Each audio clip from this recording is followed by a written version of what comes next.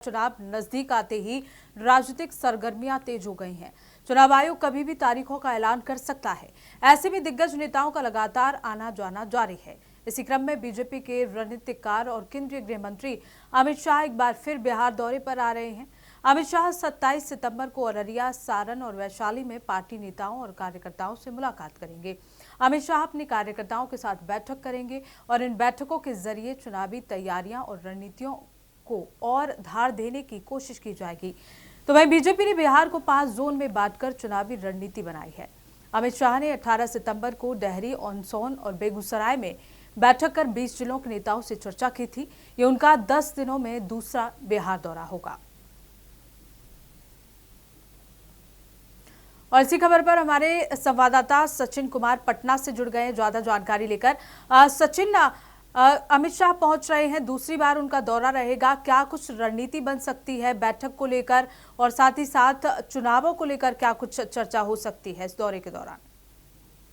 जबकि पूनम देखिए 10 दिन के भीतर ये दूसरी बार हो रहा है कि अमित शाह बिहार आ रहे हैं। 27 सितंबर को अररिया, सारण और वैशाली में अहम बैठक अमित शाह करने वाले हैं। बता दें आपको कि बिहार विधानसभा के चुनाव को लेकर पूरे बिहार को 5 जोन में बांटा गया है और बीजेपी पूरी ताकत झोंक रही है और ज्यादातर उन सीटों पे बीजेपी ध्यान दे रही है जिन सीटों पर पिछली बार बीजेपी कमजोर साबित हुई थी।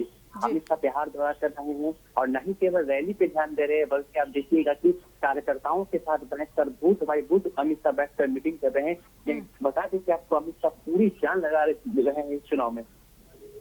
बिल्कुल सचिन, क्योंकि दूसरा दौरा है और ऐसे में कहा यह भी जा रहा है कि चुनाव नजदीक है। ऐसे में एनडीए में सीट बंटवारे को लेकर भी चर्चा हो रही है कि सीट बंटवारे को लेकर एनडीए में बात नहीं बन पा रही है। क्या सीट बंटवारे को लेकर भी चर्चा हो सकती है इस दौरान?